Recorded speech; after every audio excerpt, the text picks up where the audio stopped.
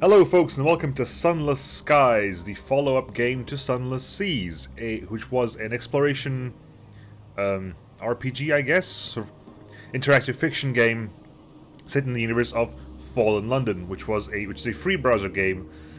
Basically, Fallen London came first. It's a free browser game sort of talking about a steampunkish, Gothic horror world where London falls underground. With a large amount of text, large amounts of plot, large amounts of story. Then Sunless Seas came out, which was about exploring the undersea, or the undersea, in that world.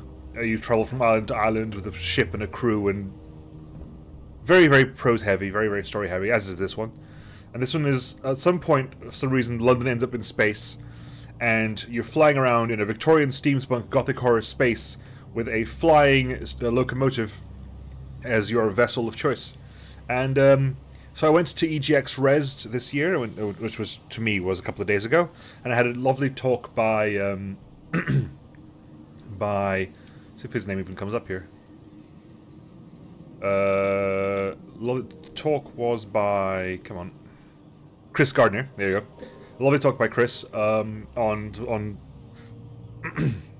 narrative choice and stuff like that, and I remembered, oh yeah, I've got Sunless Skies, I've got the keys, and I had the keys since early on, but I actually didn't do videos back then, but I'm going to do one now.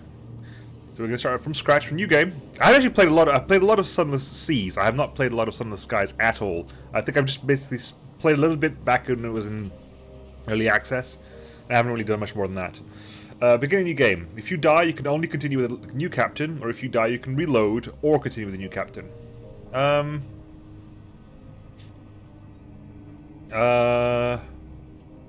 Legacy, go on. Go on, Legacy campaign. Aiming assistance, none. Enemy projectile speed is gentle or moderate. Yeah, so how much aiming assistance do you want? None. How fast enemy projectiles go?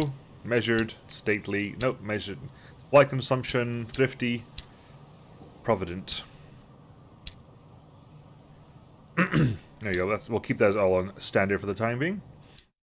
So confirm. And we shall go on from there. When London came to the heavens, it conquered Albion's son, the King of Hours, and built a clockwork replacement. It's got a lot of its own lore is in the game. This game has its own universe set in sort of Fallen London, which I used to play a bit of. Then Sunless Seas, which I played a lot of. Log of Her Majesty's locomotive, the Orphean, March 14th, 1905. Our expedition to the domains of the dead has been eventful. The Orphean is damaged and in grievous need of repairs and supplies. We are returning, in haste, to the Reach, where I hope to make port at New Winchester. May God be with us, for 1,000 deaths wait in the sky. Final entry of Captain Amelia Charity Whitlock, DCM, written shortly before her death. This will definitely be a series where I'm going to be speaking a lot, so if you don't like the sound of my voice, this is going to be a very bad series for you. I'm always speaking, but even more so in this one.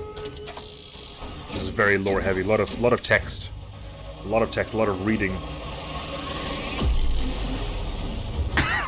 Excuse me. Blue Kingdom Transit Relay. Forward, backward, left, right, cruise control is C. We have hold, profile, journal, officers, chart, options, tutorial.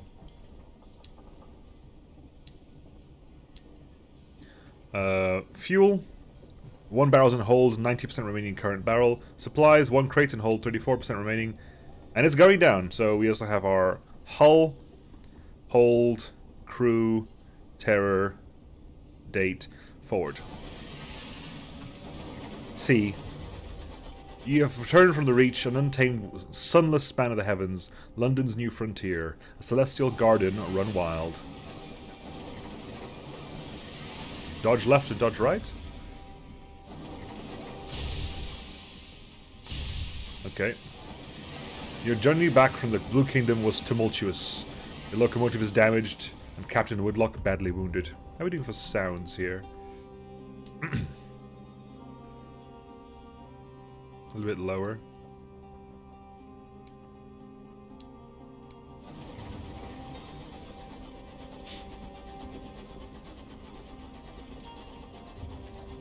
As first officer, the crew look to you. The nearest station is New Winchester. Can you get the Orpheum there safely? Explore around. Oh, wrong way. Sorry, that was... Yeah, that... Hello. Scavenge R. Well, some fuel. Good. A wreck drifts here. Less fortunate supplies than you. We should have it here repair, the crewman says. You give the order for half rations to eke out something something. Wreck of the Ozymandias. The wreck hangs in the sky, pocked with recent gunfire. You and the boarding party don your sky suits, garments of waxed canvas lined with felt to protect against the cold of the sky. Two of the crew are whispering as they dress. What business did Captain Whitlock have in the Blue Kingdom anyway? Why did the devil did we trespass in the districts of the dead? You silence him. Now is not the time. Leap across to the wreck. The gap between two engines isn't wide, but the endless fathoms of heaven gape beneath it. Yeah, this is they're very much sort of steampunk Victorian skies where gravity isn't really a thing, or it is a thing sometimes when it shouldn't be. You jump. Your stomach lurches with vertigo as the stars blaze above you and below. The air of the heavens is thin and torn by unpredictable winds. Then your boots hit the running board of the Ozymandias and your leather-gloved hands fumble for a hold. One of your companions throws you a line and you lash the two engines together. Only then do the rest of the boarding party follow you. One of them forces open an exterior hatch and you clamber inside. Her interior is cold, unlit and whistles with wind. Your party's lamps spread buttery light over the narrow panelled passages. You make your way towards the hold, stepping over bodies crumpled in the corridor. Unfortunately, your way is blocked. A bulkhead has been mangled inward by a well-aimed barrage. Clear the obstruction away. You locate a length of pipe to use as a pry bar and set to work. This will test your iron skill. Iron is the skill of confronting and overcoming. 75% chance of success. Lead your party on a more precarious path. Go back out of the Ozymandias' hull, climb past the blockage and enter through a window on the far side, and do so carefully. Veils is the skill of deceiving and evading. We're going to go for a deceiving and evading. Lead your party on a more precarious path. Success.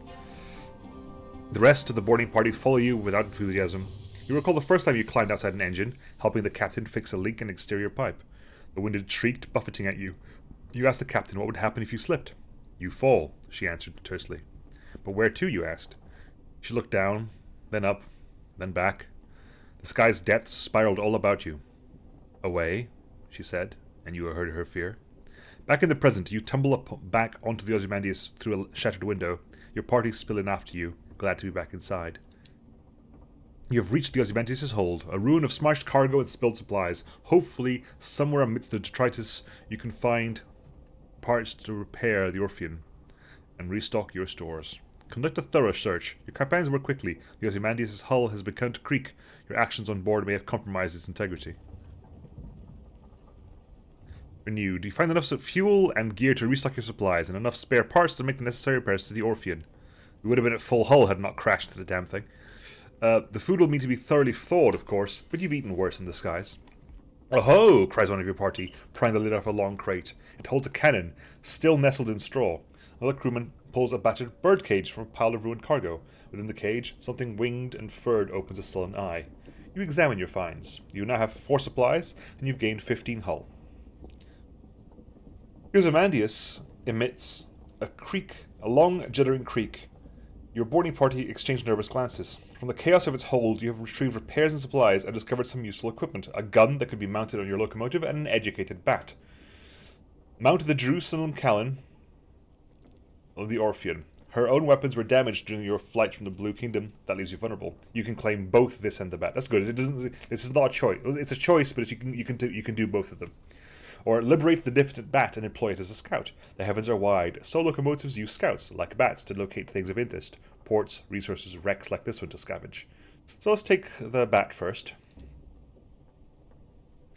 Eyes in the sky. The bat treats its rescue as an inconvenience and immediately begins haggling over pay. You offer to put it back in its damn cage and leave it on the Ozymandias, at which point it becomes more polite. You doubt it will last. You now have 1 diffident bat.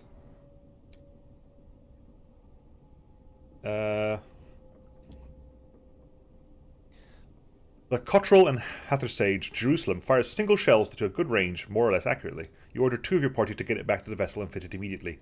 The Ozymandias groans again. The structure shudders spasmodically.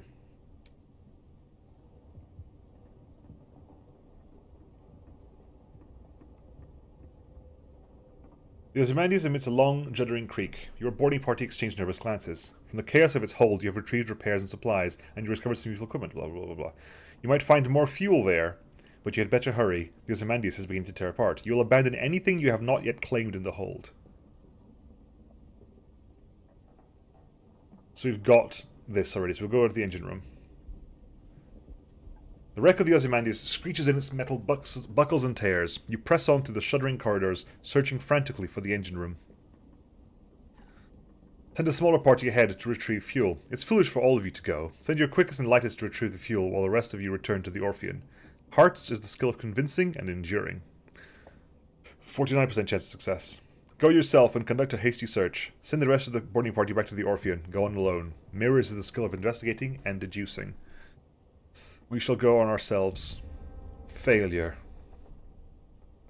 The engine room is grey with spilled ash and littered with corpses. Little has survived the Ozymandias' ruin. You search fruitlessly for coal, but linger too long.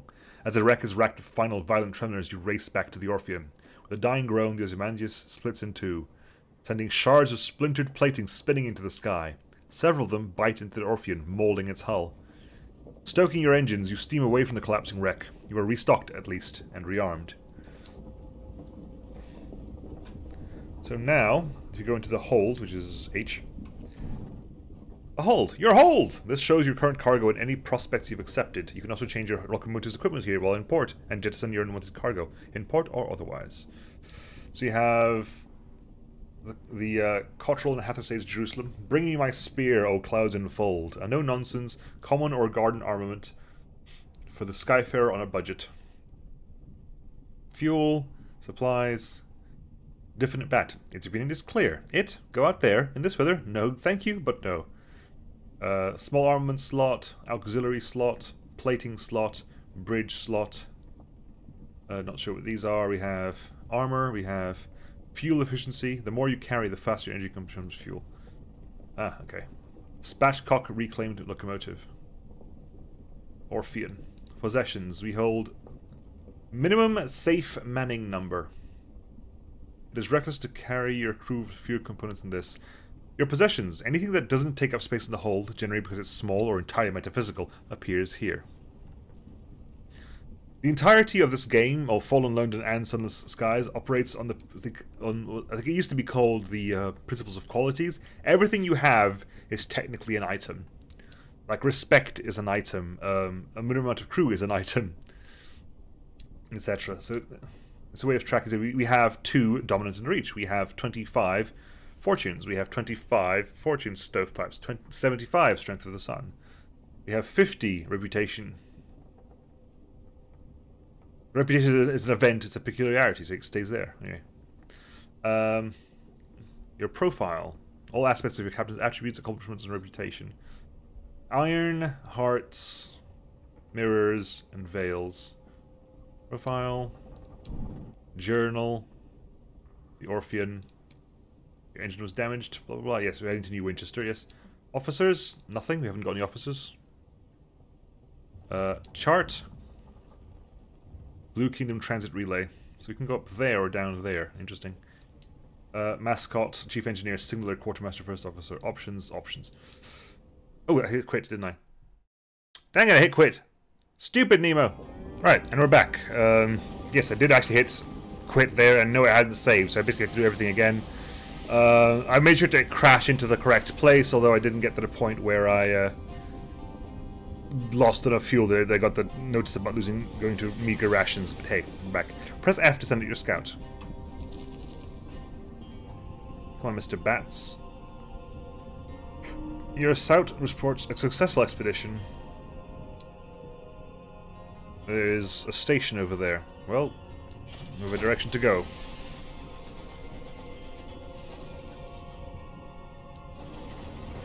Primary fires, now the left click. The walls of the captain's cabin are lined with a hodgepodge of curios from across the sky. Captain Whitlock lies in bed. Black marks cover her skin like a monstrous brand. When she coughs, coils of acrid smoke pour from her lungs. Inquire after the captured injuries, or approach the bedside. The locomotive, unlocked when the Orphean is, look for spare parts. Yeah. A word of living fire pursued the Orphean across the Blue Kingdom. It caught you just before you passed the transit relay to the Reach and set its brand upon the captain. It's burned itself right through her, the doctor whispers. When I closed the worst of her wounds, I could see the sign it seared into her bones and her organs. Judging from her symptoms, it's on the inside of her lungs too. The captain leans to one side and vomits a plume of fire into a copper bowl. There's nothing the doctor can do.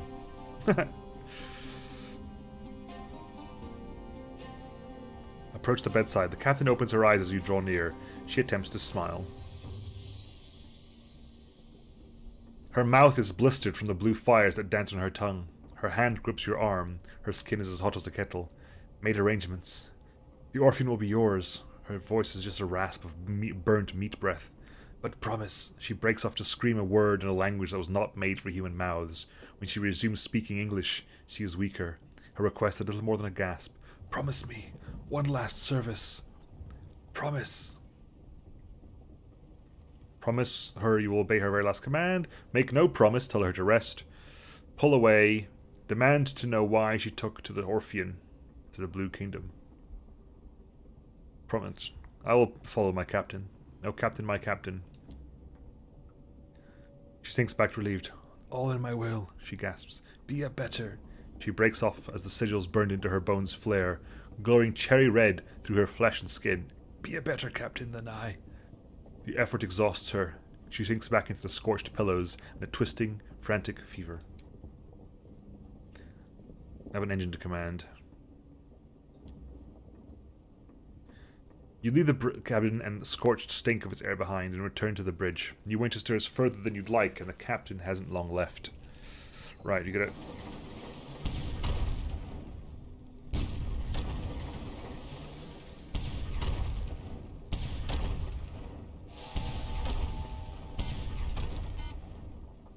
I'm just running a little bit warm. Pirates.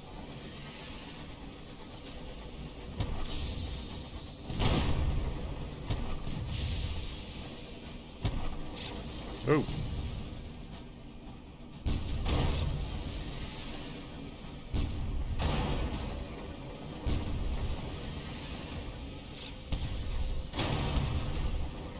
Gotcha.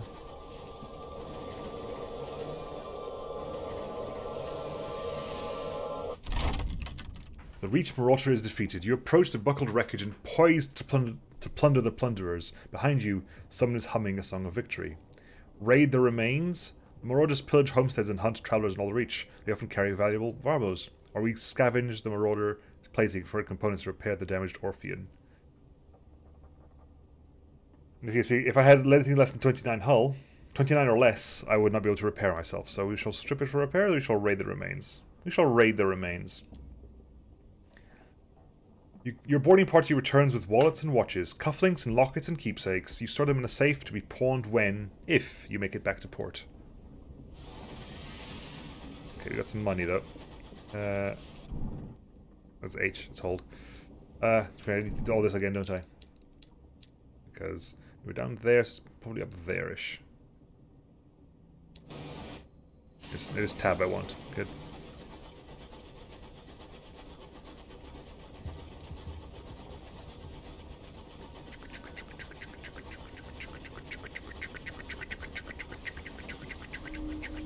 Taste of smog, the sound of iron.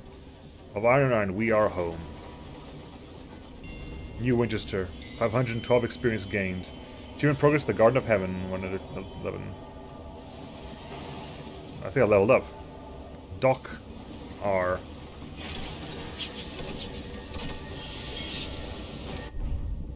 You coast into the bustle, the din, the soot and the steam of Wolvesey Station. It is clogged with other engines, scrappy mining locomotives from Lustrum Way, weathered explorers gleaming with frost, sleek company vessels with bright brass fittings. No sooner have you pulled into the sidings than a brusque station master bustles over. He requests to come aboard. I must speak with your captain, he insists, brandishing a ledger, the usual formalities. Look to the orphan's doctor. He has just appeared at your shoulder. His face is solemn. His hat is in his hands. He lowers his eyes. Also, no one has a name in all of this. They're always named after their stations, so we have Brusque Station Master is that character. The passing. The crew exchange bleak, wordless looks. The Orpheum itself feels suddenly more empty. The station master looks confused. You inform him that unfortunately, Captain Whitlock has just passed. I guess Captain Whitlock has a name, that's true. That's strange and odd. Ah, he says neutrally. Sorry to hear that. Very sad, very sad. He waits for what he considers an appropriate minute and a half before continuing. Alas, even amidst tragedy, the cogs of bureaucracy must turn. If Captain Whitlock is deceased, the station authority require their answers from the first officer. He dons a set of spectacles and locates his pen. It will be relatively painless. Name, background, purpose of visit, etc. Shall we begin? And we find out who we are. So, create your captain. Today, London lies between the stars. Her new empire unfolds across the heavens. But 10 years ago, before the Northern Gate was opened, before the renewed Empress led her people into the skies, it lay in a vast cavern far beneath the earth. Deep, dark, marvelous. Who were you then? Were we a street urchin? No parents, no laws, no masters, but also no roof over your head, no money, and often no dinner. Freedom comes at a price. A soldier. Yours was not the weight, yours was not to reason why, yours was but to do or die. Do and die. You will begin with a high iron, the skill of confronting and overcoming. The pen, the ink, the blank, monstrous page. You will begin with high hearts, the skill of convincing and enduring, and conceiving, I guess. An academic, a student of the sciences, the arts of philosophy. You will begin with high mirrors, the skill of investigating and deducing. A priest. Hymns and hymnals, Sundays and sermons, hearts. A sailor. You rove the mournful, merciless waters of the Untersee. A ministry auditor. For a time you served at the Ministry of Public Decency, which has become Her Majesty's preferred instrument. Or a revolutionary. The world is broken, one way for the rich, another for the poor. You decided to do something about it. Well, I was technically a sailor in the Untersea, so I'm going to go for a sailor in the Untersea. You were a sea captain. You remember bats swinging across the still Black Sea, the distant lights of London calling you home, salty prayers offered to heedless gods. It was a hard life and often a short one, but you made your mark. You smuggled. Her Majesty's Navy had a great many opinions on what should and shouldn't be sold in her territories. Your own opinions were rather different. Increases your veils, a skill of deceiving and evading, and affiliates you with villainy. You explored. Yours were far lonely journeys. You endured nameless hardships. You rallied your crew in the face of utmost uncertainty. Increase your hearts, and affiliate you with the Academy. You bought and you sold. You were a merchant. A precarious life, lived on the knife edge between fortune and ruin. I mainly did a lot of exploring, so I'm going to go for explored. Choose an ambition. What does winning mean to you? Wealth. You want a comfortable retirement, and by comfortable you mean extravagant. Many have made their fortunes out among the stars, many more have failed. Broken and lost in the drifting night, will you be different? To win, gather up substantial retirement fund, acquire lodgings in a hub port, and retire. Fame. You will immortalize your exploits in the songs of the sky. For centuries, people have launched themselves into the unknown in the hope of making a name for themselves. You're sure you'll succeed. After all, you've never heard of anyone who didn't. Gather the stories of your exploits and write about them in New Winchester. The truth. Even the stars have secrets, but they won't keep them from you. A message from an old friend begins an unwise quest to learn a secret that the stars hide. What drives you? Curiosity? Justice? Insolence? Whatever it is, it will be tested. Be warned, it's a demanding ambition, best played by a lineage that has already completed wealth or fame. Fair enough, we're going to go for wealth then. We're going to get money. Money, money, money. Random avatar, what we got here? So we start with none. Let's basic this up. Brow 1, nose 1, chin 1, outfit 1. Okay, so go for outfits first of all.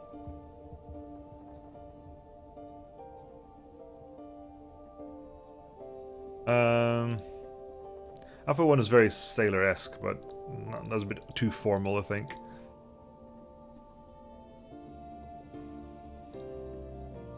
I like, was it 10? I like the idea of 10. Chin. And the beard.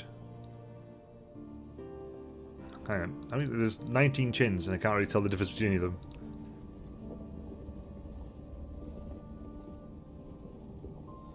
That'll do. Nose.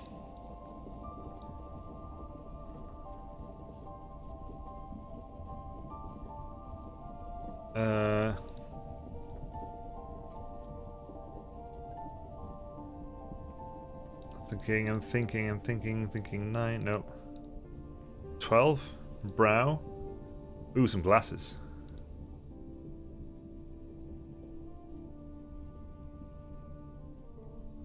16? Monocle. Yes, please. Hat 1.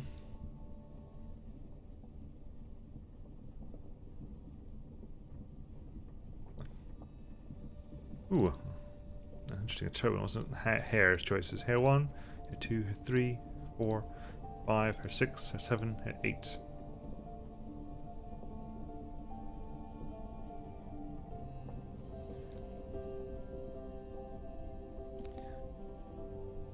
There you go. We are. That's our captain. We are going to be. You're technically a captain, so comrade, sister, brother, reverend, madam, sir, citizen, captain, captain. Hang on, I've got a name that likes this. Captain Flanagan. Captain Nemo. What am I doing? Captain Nemo. Picking names. There you go. Nemo. My captain is. I was a Z captain. I was explored. Wealth. Captain Nemo. Plenty of iron. Plenty of hearts and some. Many of hearts. Iron and hearts. Veils and mirrors. Less so. Let's just begin the game. 3 weeks have passed. Hull damage. Yes, officers and mascots. Your officers.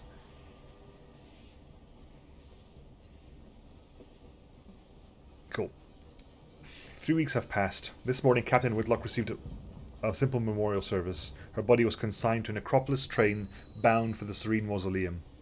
Now you sit, with a handful of her relatives, in the threadbare offices of her solicitors. A methodical notary is reading the will. The captain was wealthy once, but squandered her capital on mysterious expenses before expedition to the Blue Kingdom. The captain's relatives, from whom she was mostly estranged, are clearly wondering why you are here. True to her word, in a final codicil, the notary announces, Captain Whitlock confirmed that possession of the Orpheum was to pass to its first officer. He peers at you with dry, grey eyes. This includes a certain black box contained in the Orpheum's hold. Captain Whitlock's final request was that, at the time of your choosing, you transport said box to an address in London. He hands you an address card and deposit it there. You are not to look inside. She gave no explanation. And that's it. You're captain now. The Orpheum is yours. Captain Whitlock's legacy. You can investigate the black box in New Winchester. You could take it the box to London as requested, or you could sell it and be done. You have been bequeathed a large black box, which once belonged to Captain Whitlock. You've gained 100 sovereigns. The clamouring central station of New Winchester, place of steam and smut and thundering iron. Here you can find people willing to pay for a scout captain's service. So, these are all things we can do in town. Oh, hello. Ah, help. Explore the city, the smoggy, clanking, singing, stamping, thronging, frantic heart of the Reach. Recruit the incautious driver. I specialize in test driving, but I'm looking for something quieter. An opportunity of the fastidious inspector. Excuse me. Investigate the black box. Repair your locomotive. Hire on crew. Mission, wealth. It is not enough to be rich. One must be seen to be truly, lavishly, and importantly wealthy. In order to retire in the manner to which you wish, accustomed, you require two things. Suitable property and the admiration or envy of your peers. These are the best security that money can buy. Purchase the governor's manor. Needs 5,000 sovereigns. Perhaps not.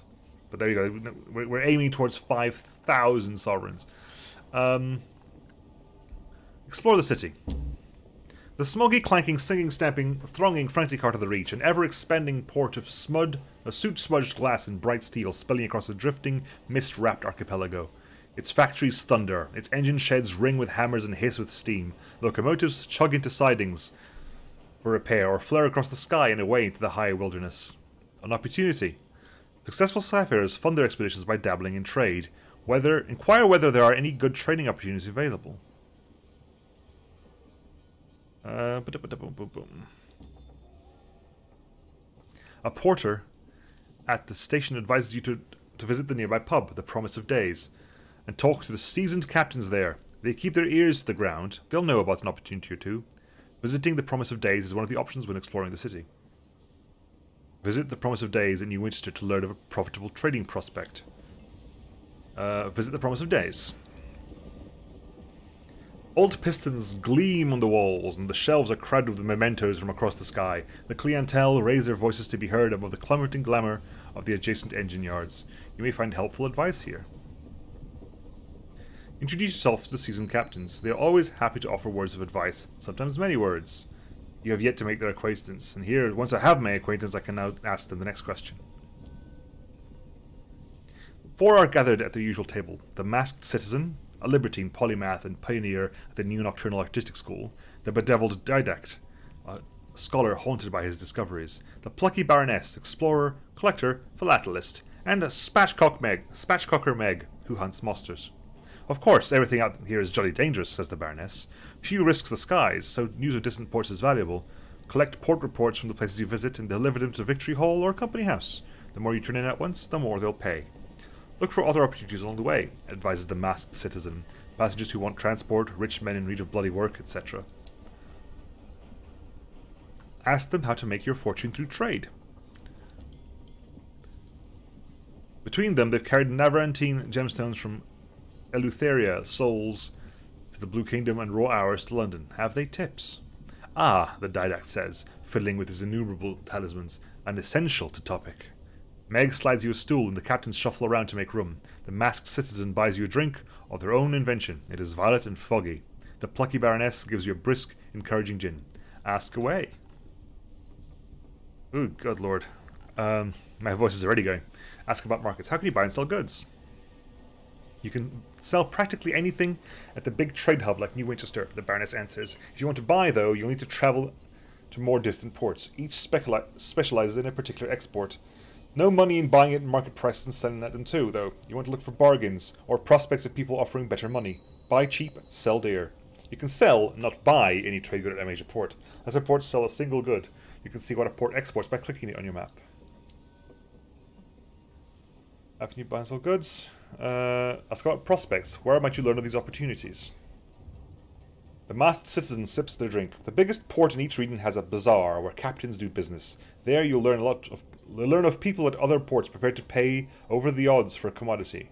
When you accept the commission for a prospect, it's yours. No other captain will pursue it. It's all fantastically civilized. The smile is droll. You'll have to source the goods yourself, of course, says the bedeviled didact. Find a port that exports them. The client will want a certain amount. You can supply some or all of it, but if you provide all they need, they may furnish you with an additional reward.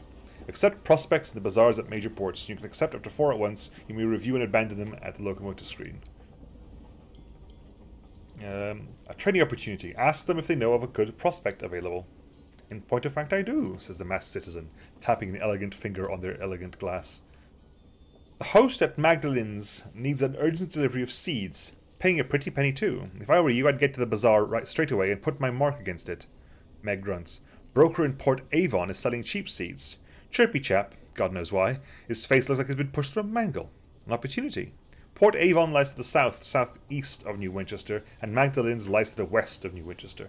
Accept this prospect from the bazaar if you haven't already, then buy seeds from the bazaar in Port Avon and sell them at Magdalen's. And ask about bargains. Where can you buy goods cheaply? Spatchcocker Meg wipes beer foam from her lip. Nowhere this busy. Deals are snapped up too fast here. Visit the bazaars at quieter ports. Find all sorts. Limited supply, mind. A bargain won't hang about forever, though. The Baroness confides, steadfastly ignoring Meg's manners. So don't hang about. If you've space in your hold, snap them up. You can always sell them at major port for an adequate return. Find bargains at any minor port's bazaar. Bargains have a finite supply and duration. Click on a port and I'm about to see if its new bargains have appeared there since your last visit. How to expand the prospects and bargains available to you. Meg laughs, a noise like a sneeze crossed with a ricochet. It ain't who you know it is, it's who you know, innit? Nepotism. She taps her broken nose. Quite, the masked citizen reminds. The wider your circles, the more advantageous the opportunities that will present themselves. A wise captain makes the most of them. As your captain level increases in level, your affiliations increase. Academe, Bohemia, Establishment, and Villainy.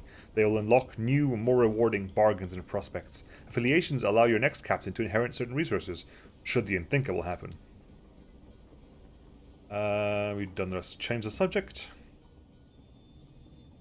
You ask them how to make your fortune through trade. You've done this, haven't we? Yep, go elsewhere.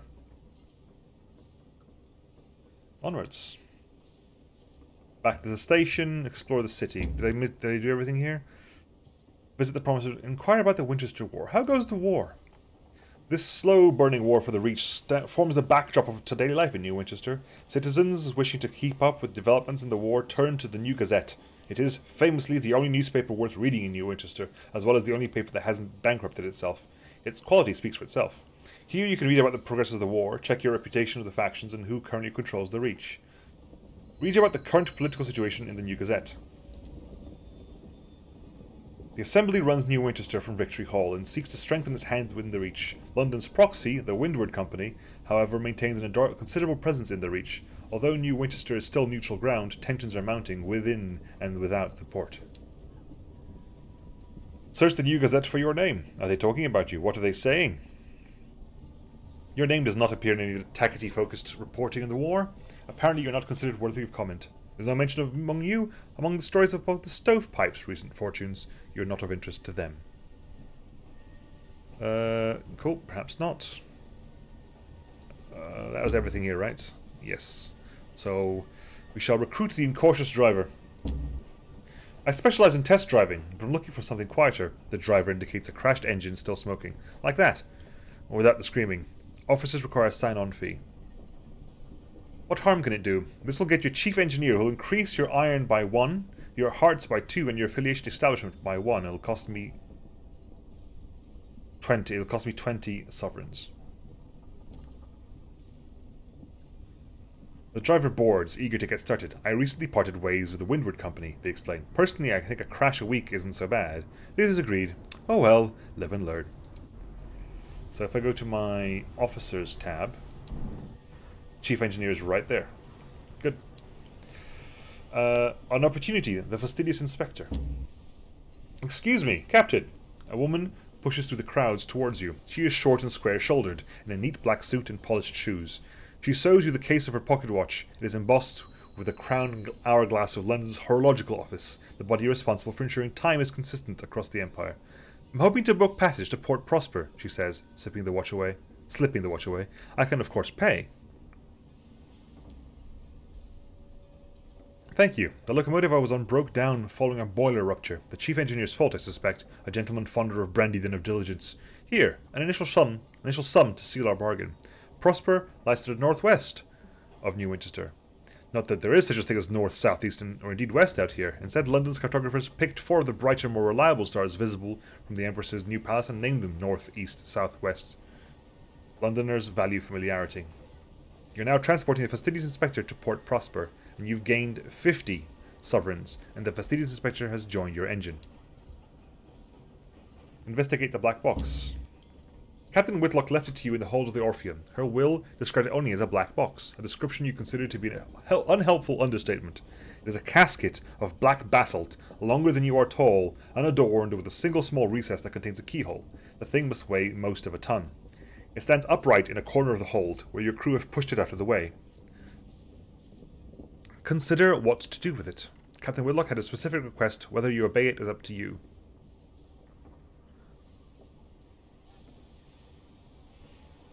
Oh my god, so many options. So you can consider what to do with it. We can try and remember when Captain Whitlock acquired the box. You can examine the box. You can sell the box as a curiosity. You can consult with an academic. However, we need an uncanny specimen.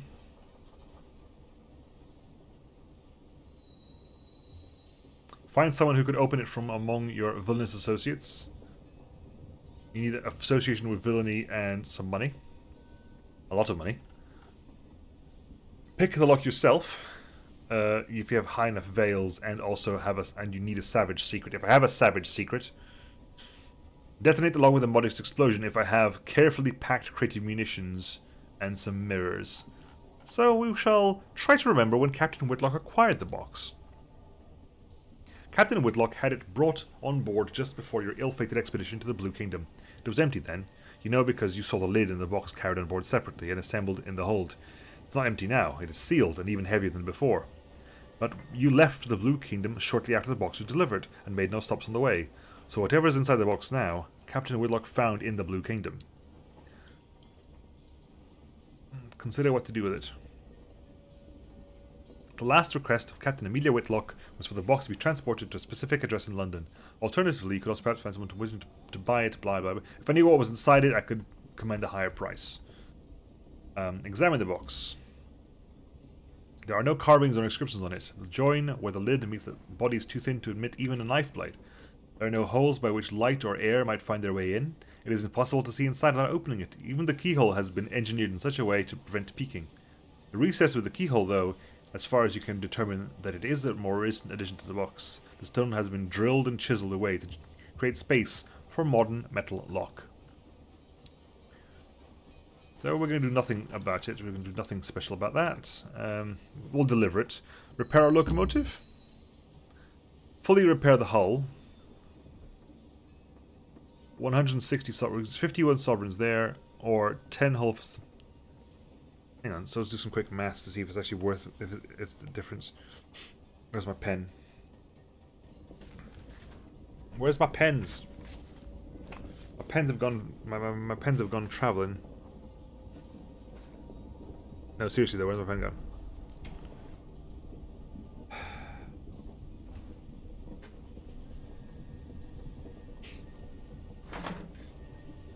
My pen has disappeared on me. I'll have to find it afterwards. So it's basically three for one. This will cost me 3 sovereigns per point of hull you've lost, and that's the same as true here. Okay, fine. So for 30 sovereigns, I can get just 10 back, or I can do a full repair. Just full repair of the hull. Good. Hire on crew.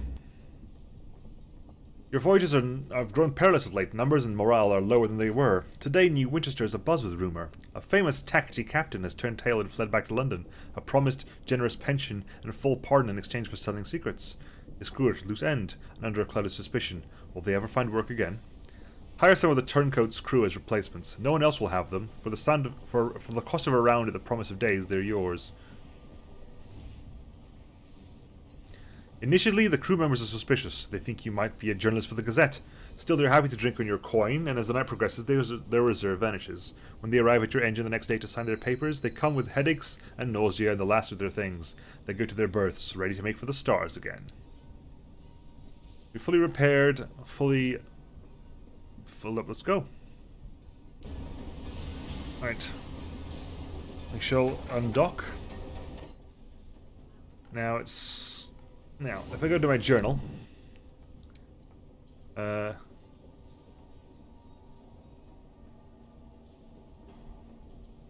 I need to go in. So G, explore the city. No, hang on, not what I want. Oh, perhaps not.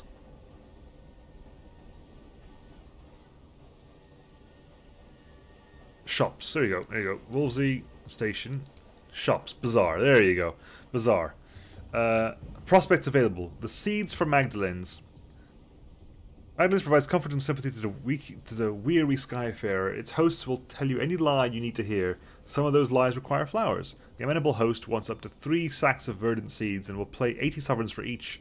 Magdalene's lies to the west of New Winchester.